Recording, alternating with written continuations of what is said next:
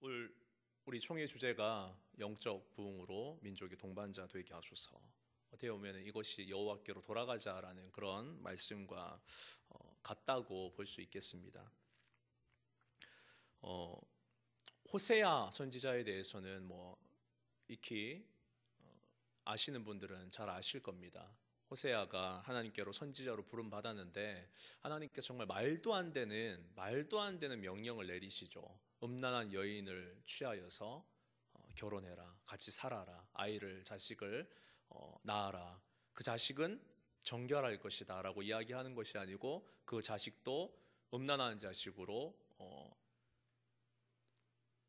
원치 않는 그런 이름을 지어라라고 명령을 내린 그 사람이 바로 호세아 선지자입니다.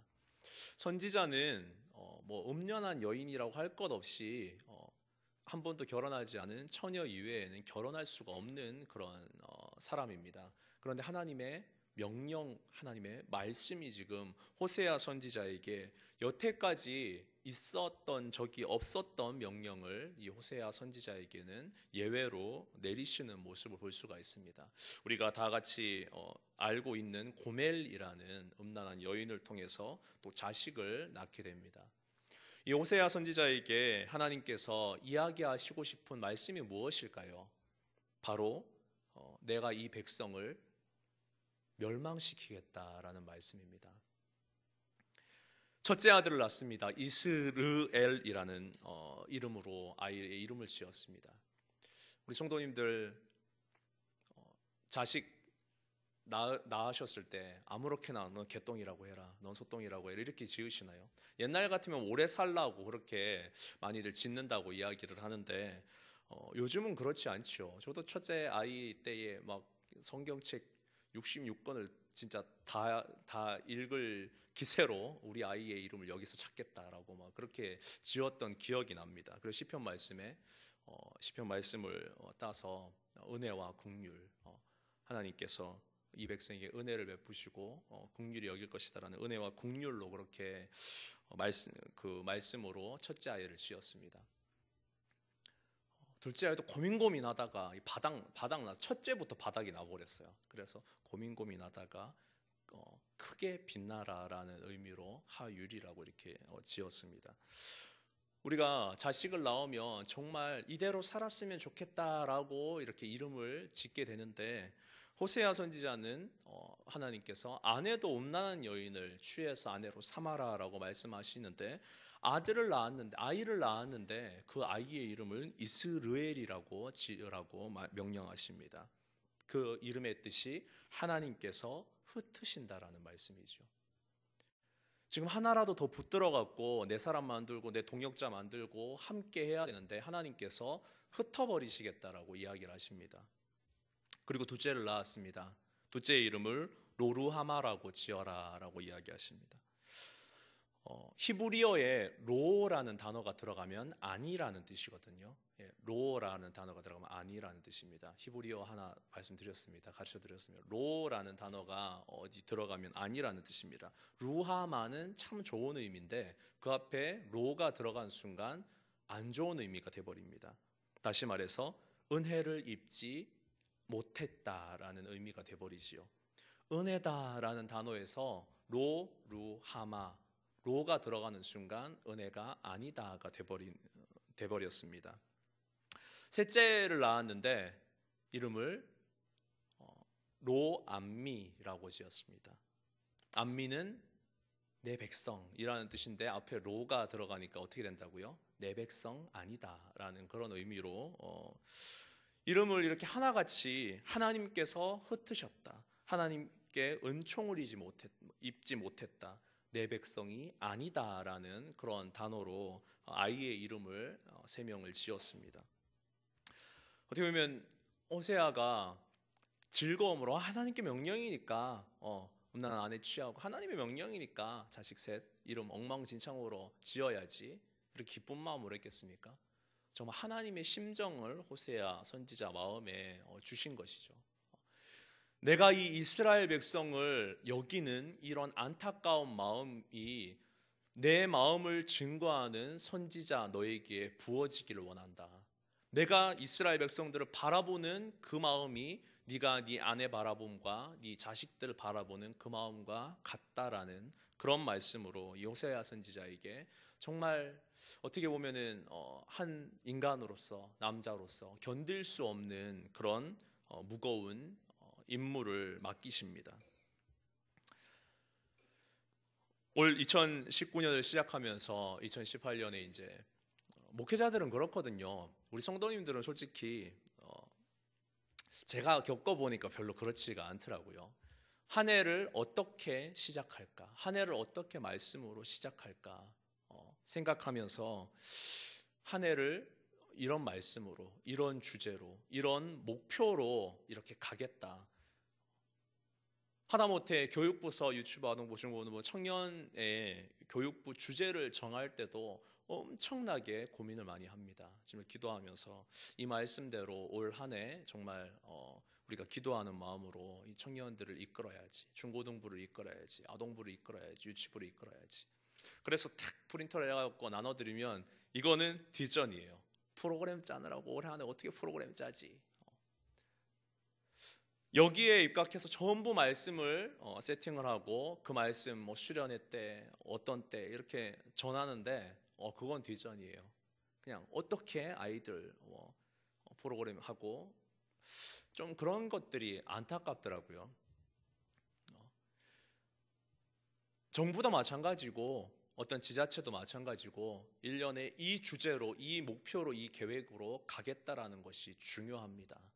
그대로 가거든요. 모두가 한 마음으로 목표를 세우면은. 근데 주제는 따로, 이 아이들에게 하는 것은 따로 이렇게 돼버리면 그때부터 엉망이 되어져 가기 시작합니다. 이런 주제들 딱 나올 때 잘 음미하시고 이해하시기 바랍니다. 올해 총회 주제도 그렇고 우리 교회 주제로 영적 부흥으로 민족의 동반자 되게 하셔서 그냥 나왔겠습니까? 예. 그런데 이 마음으로 이 뜻으로 올 2019년 한 해는 갑니다.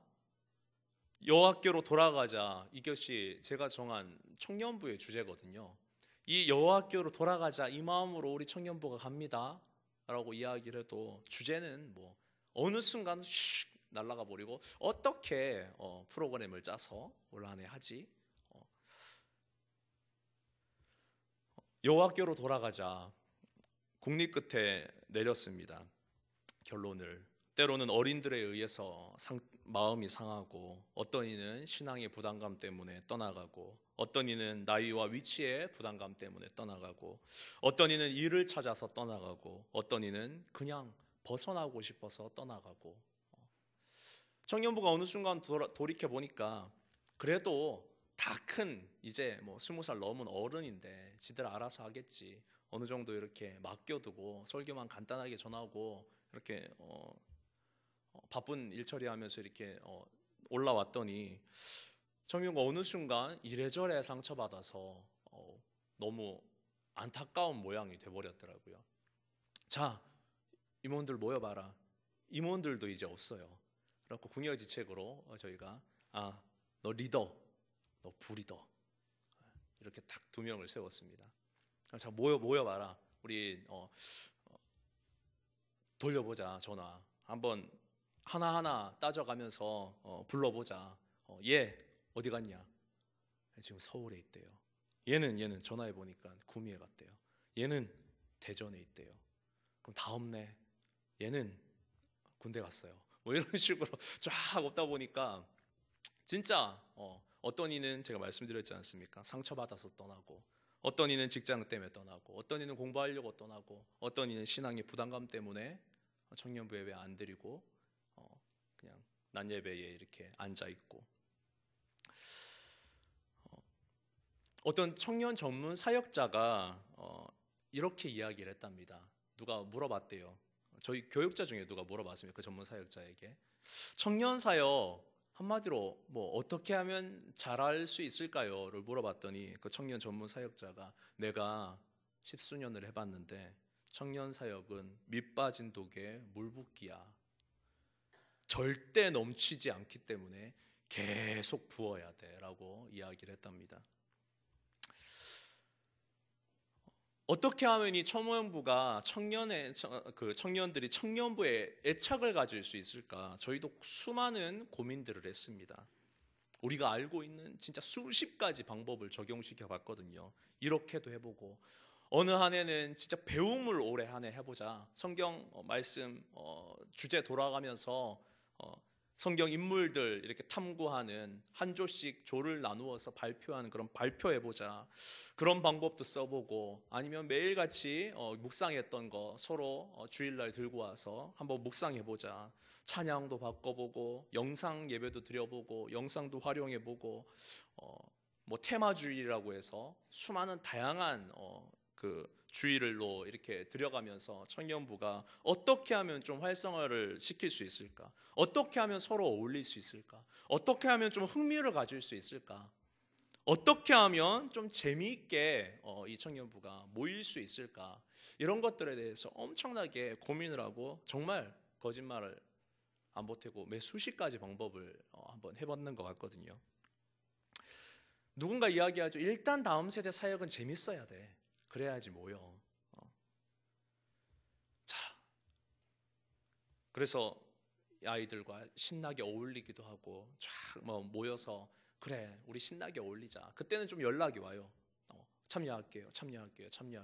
와, 그래도 모아보니까 청년부가 꽤 되네. 즐겁게 어울렸습니다.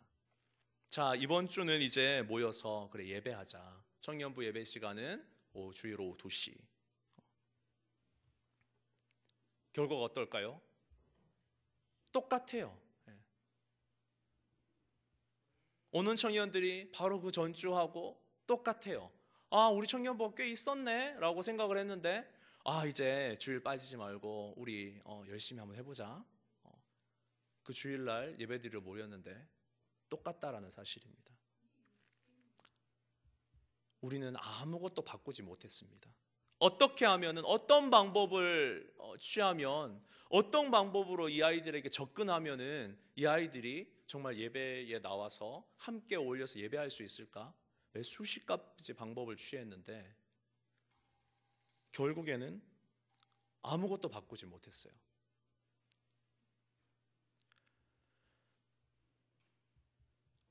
중고등부 교사 선생님들 죄송합니다.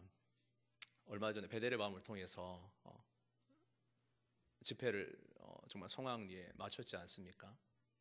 누구는 죽고요, 나는 죽고, 누가 살고 주가 살고, 그런 주제로 정말 나는 죽고 주가 살고 막 뜨겁게, 그 뜨거움 자체가 거짓이라고 저는 절대 말하고 싶지도 않습니다. 그리고 그 뜨거움 자체가 정말 진실되다고 생각합니다. 근데 보면서 저는 너무 마음이 아프고 안타까웠어요. 그 자리에 이제 도와주려는 이제 고3에서 졸업해서 청년부로 올라가는 수많은 아이들, 그리고 이미 돕고 있는 수많은 아이들, 한 명도 청년부 예배에 나오는 친구들이 없어요. 죄송합니다, 중고등부 교사 선생님들. 진짜 그 자리에서 막 뜨겁게 찬양하는 그 어떤 아이는 심지어 주일 예배조차 한 번도 나온 친구가 아닙니다. 졸업하고 나서. 왜 예배의 중심으로 나오지 못할까요? 충분히 그 아이들을 우리가 끌어당길 만한 흥미 있는 것들을 우리 청년부가 가지고 있지 못해서일까요? 왜 주일을 자꾸 이렇게 많은 분들이 범할까요? 충분히 이 주일 예배가 그분들을 끌어당길 만한 흥미 요소를 가지고 있지 못할까요? 우리 지자교회가 어울릴 만한 그런 셀 그룹들이 많지 않아서 그럴까요? 탁구 치는 그룹도 있고, 축구하는 그룹도 있고, 배드민턴 치는 그룹도 있고, 어느 교회는 그런 것들로 막 너무 잘 만들어져서 즐겁다고 하더라고요. 어떤 교회를 지나니까 요즘 신축 건물, 그 큰 도시의 신축 건물에 뭐가 들어가는 게 유행인지 아십니까? 스크린 골프가 들어가는 게 유행이랍니다. 골프가 들어가는 게 유행이래요. 진짜 교회에 스크린 골프가 들어가는 게 유행일까 싶었는데 어느 교회를 지나는데 진짜 있어요. 진짜 있구나.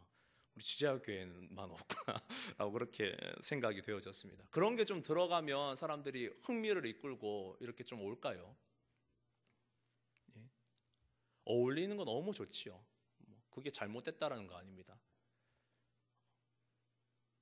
지자교회도 가끔 족구 대회 같은 거 하지 않습니까? 남성교회 족구 대회. 아이고 주일날 못 보던 분들이 너무 많아요. 보면은 신나게 막 족구 어울리는 거 너무 좋습니다. 근데 그걸로 이 사람들의 마음을 끌어당길 수 있을까요? 그게 아니라고 저도 알고 교육자들도 아는데 가끔 착각합니다. 그건지 알고 가끔 착각합니다. 이렇게 하면 좀 될까 싶어서. 주일 오후 예배 때 중고등부 이 수련회를 앞두고 김영균 전사님이 이런 마음이었다라고 고백하는데 와, 너무 공감이 되더라고요. 같은 교육자로서 우리 성도님들도 상당히 공감이 되셨겠지만 요즘 그 설교를 딱 듣고 집사람이 김영균 전사님 참 말씀 쉽게 잘 전하신다라고 남편한테 이야기를 하면 남편이 마음이 어떻겠습니까? 질투가 막 일어나죠. 근데 저도 너무 공감이 되고 너무 잘 전한다. 근데 그 마음이 제 마음이더라고요, 진짜. 철저하게 계획도 세웠고 나름 다음 세대와 소통하면서 재미있게 전할 자신도 있었다. 프로그램도 알차고 흥미있게 준비했는데 안 되면 어떡하지? 저희끼리 이야기하면서도 계속 너무 떨려요. 막 이렇게 계속 이야기를 하는 전도사님 그냥 편하게 해요. 편하게. 왜 이렇게 불안하지? 어떻게 보면 요사이 저의 마음일 수도 있을 것 같습니다. 방금도 이야기했지 않습니까? 요새 저에게 질투가 생겼어요. 어떤 질투냐면 하나님이 우리에게 질투를 하시는 것 같이 하나님을 향한 질투였으면 좋겠는데 내가 더 하나님 사랑해, 너보다 내가 더 사랑해, 이런 질투였으면 좋겠는데 그런 질투가 아닌 질투가 생겼습니다. 참 안 좋지요. 누가 더 잘한다는 말 들으면 막 질투가 생기더라고요. 요즘 큰일 났어요. 이게 은혜가 떨어진 것 같습니다. 다른 교회 누가 찬양인도 정말 잘하더라, 찬양인도 하는 거 보면은 막 진짜 쏙 빠져들 것 같이 은혜가 떨어진다고 이렇게 이야기를 하시는, 은혜가 막 넘친다고 이야기를 하시는데 질투가 막 생기는 거예요. 얼마나 제가 심지어 어떤 마음까지 생겼는지 아십니까? 내가 주일 예배 금요철 때 잠깐 예배 내려놓고 한번 가갖고 좀 정탐 좀 했으면 좋겠다, 이런 마음까지 생길 정도. 얼마나 도대체 어떻게 잘하는지. 그리고 그분한테 은근슬쩍 그렇게 잘해요? 저도 한번 보고 싶네요. 동영상 좀 찍어갖고 저한테 보여줄 수 없으세요라고 은근슬쩍 별로 질투 안 하는 것처럼 그렇게까지 이야기를 할 정도로 이제 중고등부 수련회 한다고 강사분들을 이렇게 전도사님 아는 지인 목사님들 이렇게 초청을 했는데 아이들이 막 반해서 막 너무 좋아하는 그 모습을 보고 막 질투가 생기는 거예요. 얼마나 잘하는지.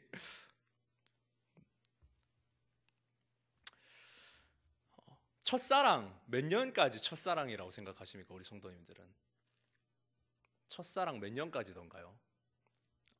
첫사랑이 아닙니다. 그 사랑이 몇 년까지 가느냐. 부부가 결혼을 했는데 신혼이 몇 년까지 신혼인가. 보통 뭐 교회에서는 그걸 첫사랑이라고 이야기를 하더라고요. 신혼은 몇 년까지 신혼이라고 생각하십니까? 어떤 분은 뭐 일주일이면 신혼 끝나지 뭐라는 분도 계시고, 신혼 딱 6개월이더라 이야기하는 분도 계시고. 얼마까지 보통 신혼일까요? 제가 사역을 한번 해보니까 그 신혼의 느낌, 그 첫사랑의 느낌 딱 2년 정도까지더라고요. 집사람하고 관계를 이야기하는 것은 아닙니다. 저희는 아직도 충분히 좋기 때문에 그냥 그 신혼의 느낌, 교회 사역을 하면서 첫사랑의 느낌 2년까지다. 1년 정도 하니까 너무들 좋아하세요. 우리 교회 막 잘 들어왔다 막 하면서 2년쯤 되니까 이제 부흥이 되기 시작하는 것 같아요. 뭐 청년부도 늘어나고 사람 하나 들어오니까 막 이게 잘 되는 것 같네. 3년쯤 되니까 시시해지는 것 같다라는 느낌이 저희가 탁 느껴지더라고요.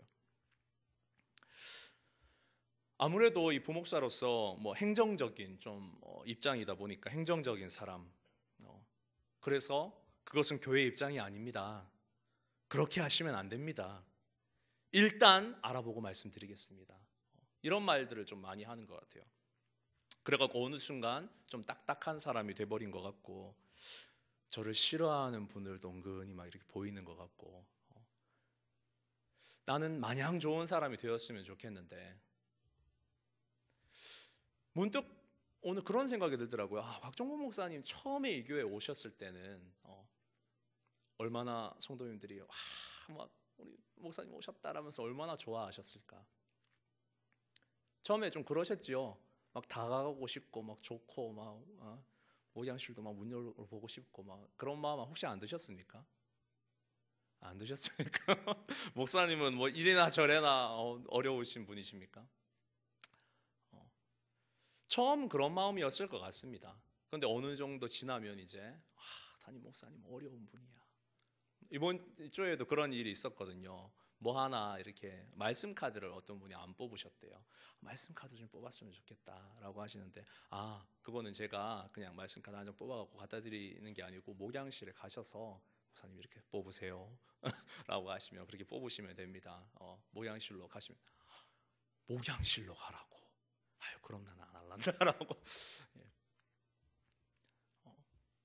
처음에 곽종범 목사님도 오셨을 때는 안 그러셨을 것 같은데, 다들 뭐 목사님이 이제 어려운 분이 되셨죠. 정말 안타까운 게 그 주일 식당에서 목사님 늦지막하게 혼자 이렇게 식사하실 때 아무도 목사님 우리 같이 식사해요 라고 하시는 분이 아무도 안 계시더라고요. 심지어 신방 이렇게 다니다 보면은 목사님 앞과 목사님 옆에는 밥 먹다 체하려고 라고 하면서 함부로 안아주려는.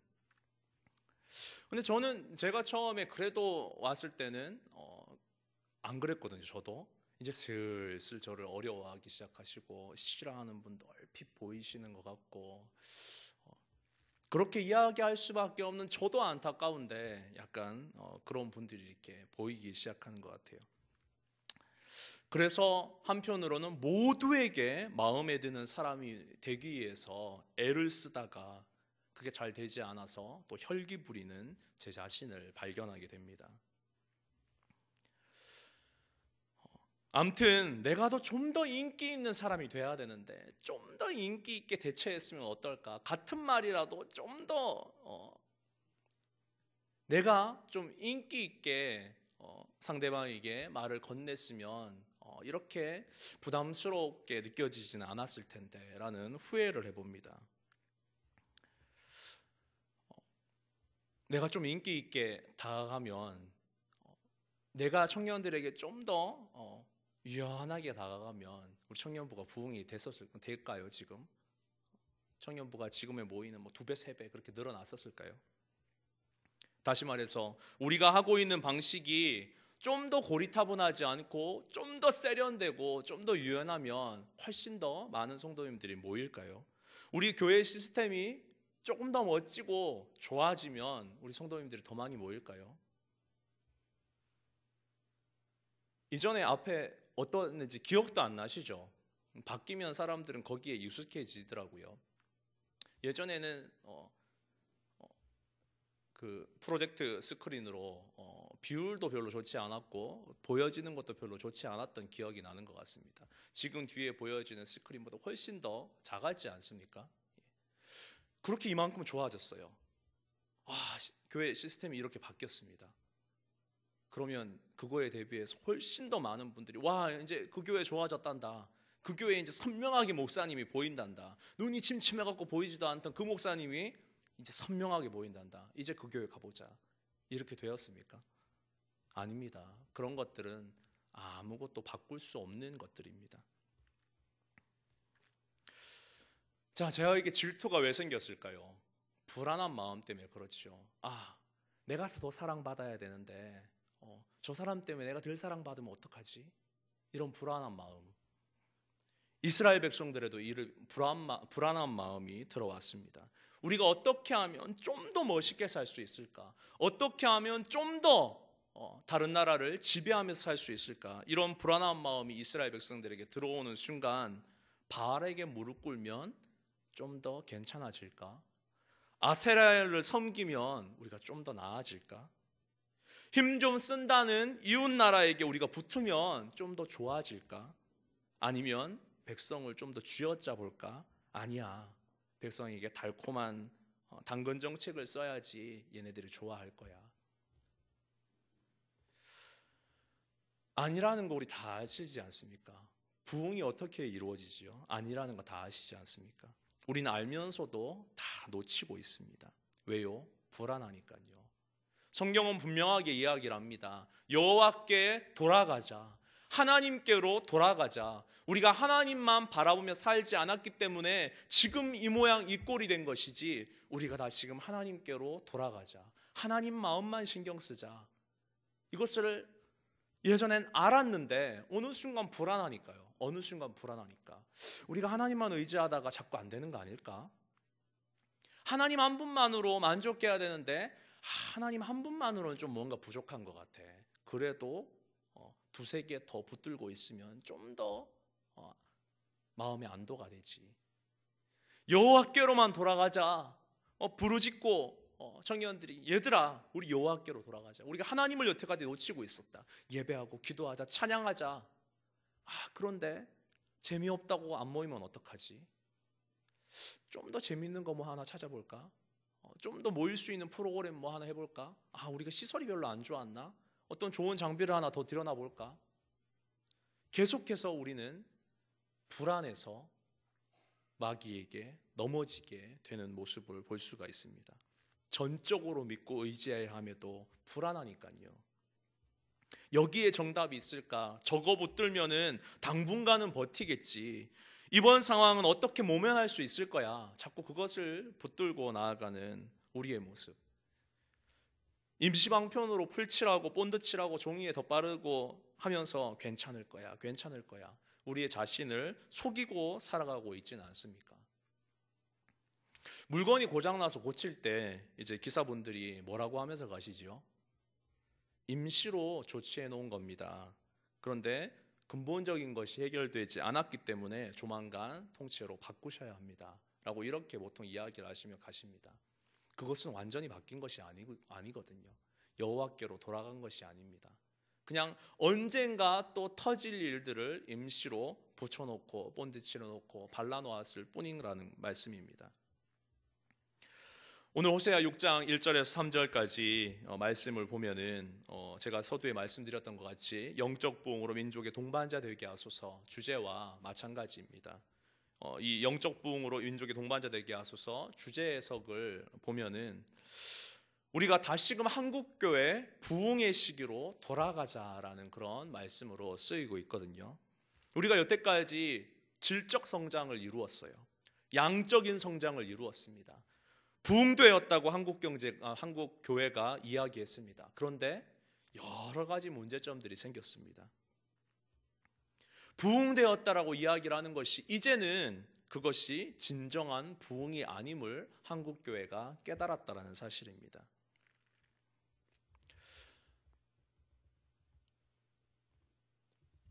그래서 제가 우리 청년부를 바라보면서 이렇게 결론을 내렸습니다. 그래, 인정해야겠구나. 우리 하나님께서 찢으셨구나. 하나님께서 우리를 치셨구나. 아닌 줄 알았는데 인정해야겠구나. 한국교회를 하나님께서 찢으셨구나. 한국교회를 하나님께서 치셨구나. 우리는 선지 알았는데, 우리는 부흥된지 알았는데, 우리는 확장되어져 가는지 알았는데 아니었구나. 하나님께서 한국교회를 치시는구나. 한국교회를 찢으셨구나. 인정하고 나아가자는 것이죠. 그러나 우리가 하나님께로 돌아가면 그 품 안으로 들어가기만 하면 그분이 우리를 낫게 하여 줄 것이고 싸매실 것이다 라는 확신으로 나아가자라는 말씀입니다. 이 호세아 선지자가 활동하던 시기가 여로보암 2세 때입니다. 여로보암 2세 때입니다. 어떻게 보면 북이스라엘 왕국이 가장 왕성하고 강력했던 시기가 여로보암 2세 때입니다. 그러나 하나님께서는 선지자 호세아를 통해서 음란한 여인과 네가 결혼해라. 그리고 아이들의 이름을 지어라. 어떻게 짓는다고요? 하나님께서 너희를 흩으셨다. 가장 강력할 때인데요. 너희가 하나님의 은혜를 입지 못했다. 가장 강력할 때인데 너희는 내 백성이 아니다. 지금 북이스라엘이 우리가 그래도 역사상 가장 강력한 나라를 이루었다라고 자랑할 때 하나님이 너희를 찢고 너희를 부숴서 깨트릴 것이다라고 지금 이야기를 하시고 계십니다. 가장 강력할 때였지만 지금의 한국교회가 같이 그거는 부흥이 아니라고 하나님께서는 이야기하고 계십니다. 부흥은 강력한 게 부흥이 아니야. 부흥은 큰 것이 부흥이 아니야 라고 이스라엘 백성들에게 이야기를 하고 계십니다. 여로보암 2세 때 그렇게 가장 강력했는데 있는 거 다 떨어먹고 이제 나라가 주전 222년 호세아 선지자가 활동하던 시기가 여로보암 2세부터 북이스라엘 왕국이 망할 때까지 활동을 하거든요. 그러니까 주전 1770년, 60년, 50년 요 정도 시기에서부터 주전 722년까지 북이스라엘 왕국이 망할 때까지 이 호세아 선지자가 활동을 했습니다. 지금 있는 거 그 가장 강성했던 나라가 있는 거 다 떨어먹고 이제 나라가 주전 722년에 망했는데 하나님께서 이렇게 이야기하십니다. 가장 강성할 때는 너희들을 내가 찢을 것이다. 너희들을 부술 것이다 라고 말씀하셨는데 이제 나라가 완전히 망했어요. 이거는 부흥이 아니죠. 우리 집안이 망했습니다. 아이고 우리가 부흥했어요 라고 아무도 이야기하지 않습니다. 그런데 하나님께서는 이제 낫게 할 거다. 이제 싸맬 거다라고 말씀하십니다. 사람의 입장에서는 그것은 절대적으로 반대죠. 부흥이 아닙니다. 그러나 하나님의 입장에서는 가장 강성했을 때는 망해야 되는, 그리고 완전히 멸망했을 때는 이제 낫게 하신다라는 그런 말씀으로 이야기를 하고 계십니다.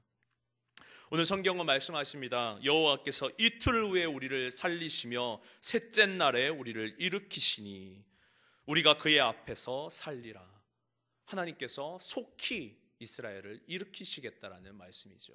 이틀 후에 우리를 살리고 셋째 날에 우리를 일으키시겠다. 그러므로 우리는 여호와를 알자. 힘써 여호와를 알자. 여호와께로 돌아가자라는 말씀으로 여호와를 알자. 그동안 우리가 여호와를 아는데 전혀 관심이 없었다. 그것이 우리는 부흥이 아닌지 알았다. 힘센 나라를 의지하고 우리에게 유익이 되는 바알을 의지하고 우리를 풍성하게 해준다는 아세아라를 의지하면 우리가 부흥이 되는지 알았는데 이제는 여호와께로 돌아가서 여호와를 아는데 집중하자라고 이야기하십니다. 여호와를 알자. 힘써 여호와를 알자. 그가 나타나심은 새벽빛같이 어김이 없나니. 아침에 태양이 뜬다라는 것을 누구도 의심하지 않습니다. 반드시 하나님께서 이루시겠다라는 그런 명령입니다. 내가 새벽빛같이 어김없이 너희에게 나타날 것이니 반드시 너희의 부흥을 내가 이루겠다라고 말씀하십니다. 또 땅을 적시는 늦은 비와 같이 우리에게 임하시리라. 넉넉하고 넘치게 우리에게 임하시겠다라고 하나님께서 말씀하십니다. 어떻게 하면요? 모든 것을 버리고 너희가 모든 것을 의지하던 것 다 내려놓고 하나님께로 돌아가면이라고 이야기를 하십니다. 다양한 방법이 아니고 유익한 프로그램이 아니고 내 지식이 아니고 내 인기가 아니고 정말 하나님만 의지하고 정말 무식한 방법인 줄 우리가 알고 다른 좀 세련된 방법, 다른 유익한 방법 뭐가 없을까 찾던 그 모든 것들 너희가 그냥 다 내려놓고 나에게로 돌아와라. 나만 의지해라. 기도해라. 예배해라. 찬양해라. 이것만으로 충분하다라는 사실입니다. 진정한 부흥은 크기가 아닙니다. 진정한 부흥은 부피가 아닙니다. 진정한 부흥은 한 사람의 교회입니다. 1000명이 모여있는 한 교회라고 해서 하나님이 생각하시는 부흥된 교회가 아닙니다. 만 명이 보이는 한 교회라고 해서 하나님이 생각하시는 부흥된 교회가 아닙니다. 다양한 마음으로 들어올 수 있습니다. 하나님과 전혀 상관없는 사람들이 그곳에 앉아 있을 수 있습니다. 어떤 사람들은 많이 모이는 교회라고 해서 왔어. 이 사람들을 어떻게 잘 이용해서 내 사업이 좀 번창될까? 이 사람들을 만나면 나의 우울증이 좀 치료될까? 이 사람들을 만나면 좀 더 색다른 모임을 가질 수 있지 않을까? 그런 사람들이 만약에 만 명이 모인 교회라고 생각을 해보십시오. 그것은 부흥이 아니죠. 하나님께서 원하시는 한 사람의 교회를 하나님께서는 이곳에서도 찾으실 줄 믿습니다. 그것이 교회입니다. 이곳에 모여 계신 분들이 내가 여호와께로 돌아가야겠구나. 진짜 예배를 회복해야겠구나. 이 마음을 갖는다면 그 한 사람 네가 나의 부흥이구나. 네가 나의 부흥이구나. 네가 나의 부흥이구나. 하나님 품지 않고 이 지하교회에 수천 사람이 들어온다 한들 그 사람을 보시고 이 교회는 정말 부흥이구나를 이야기하시지 않습니다. 진정한 부흥은 한 사람의 교회, 한 사람의 마음, 한 사람의 본질로 하나님께서 평가하신다는 사실, 우리가 오늘 이 저녁에도 기억하시면서 내가 그 한 사람의 부흥이 되기를 원합니다.